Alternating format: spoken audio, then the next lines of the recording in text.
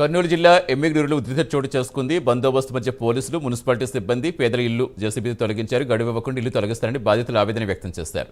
40 ఏళ్లుగా తాము అక్కడే ఉంటున్నామని, గడువిస్తే ఖాళీ చేస్తామంటూ బాధిత కుటుంబాలు కన్నీరు పెట్టుకుంటున్నాయి.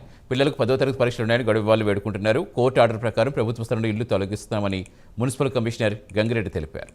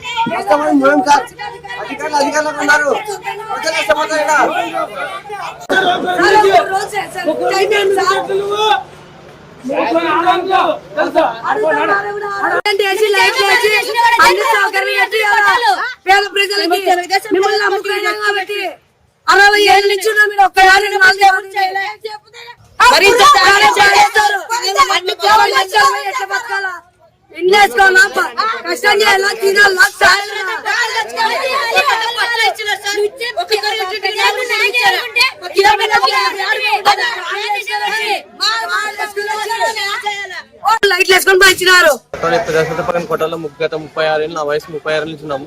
మా తల్లిదండ్రులు కూడా 60 ఏళ్ళకి ఉన్నాము. కాకపోతే ఈ మున్సిపల్ కమిషనర్ సార్ అర్ధాంతరంగా స్వీకరణ జరుగుతుంది. దీంతో పాటు పిల్లలకు 10th క్లాస్ ఎగ్జామ్స్ ఉన్నాయి, ఇంటర్మీడియట్ ఎగ్జామ్స్ ఉన్నాయి. అవన్నీ పట్టించుకోకుండా సార్ కమిషనర్ సార్ తీయడం జరుగుతుంది. ఇది ఇంత అధికారం ఉందని పలుకుబడి చూపిస్తారు కమిషనర్ సార్.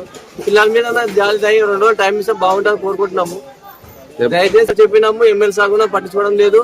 ఇంకా ఏమంటే ఎమ్మెల్యే సార్ కొంత ఉంది అధికారం చూపిస్తున్నారు, వీళ్ళ మీద కమిషనర్ సార్ చెప్తే కమిషనర్ అధికారం బలంగా చూపిస్తున్నాడు. ఇంతకు మించి ఏం చేయడం లేదు కమిషనర్. ఎంత చెప్పినా కమిషనర్ అర్థం చేసుకోవడం లేదు మా పరిస్థితి.